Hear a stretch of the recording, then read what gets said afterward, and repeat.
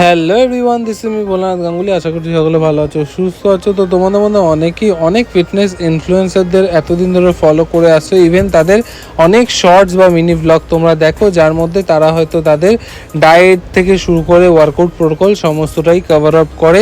Even তোমরা সেগুলো দেখে ফলো আপ করার চেষ্টা করো। তো তোমাদেরকে বলে কি, এই যত ইনফ্লুয়েন্সার রয়েছে ইনক্লুডিং মি, সবাই কিন্তু যে সিস্টেমটা তোমাদেরকে দেখায়, সবাই কিন্তু সেই সিস্টেমটা রেগুলার বেস ফলো করে না। For blogging or mini blog purpose বা রিলস পারপাস কিন্তু তারা এই প্রোটোকলগুলো ফলো করে তোমাদের সঙ্গে শো করে। অ্যাকচুয়ালি তাদের প্রোটোকলটা কিন্তু সেইটা নয়, বা রেগুলার বেস কেউই করতে পারবে না এত স্ট্রিক্ট ডায়েট বা এত স্ট্রিক্ট ওয়ার্কআউট স্প্লিট।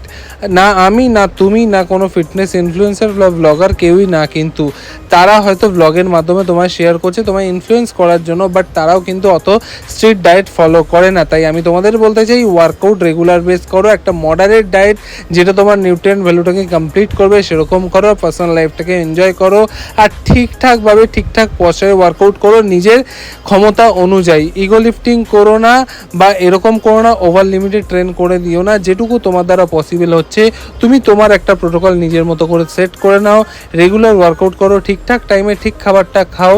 কোনো ইনফ্লুয়েন্সারকে দেখে তার মতো করতে যেও না। সে হয়তো অন্য একটা প্রোটোকল ওয়াইজ ফলো করে নিজেকে ট্রেন করছে, তুমি হয়তো তার থেকে ওয়ার্কআউটগুলো কপি করতে পারো, বাট তার ডায়েটটা কিন্তু তোমার সঙ্গে একদম মিলে যাবে একদমই নয়। তাই নিজের মতো করে নিজেকে তৈরি করো, এতেই তোমার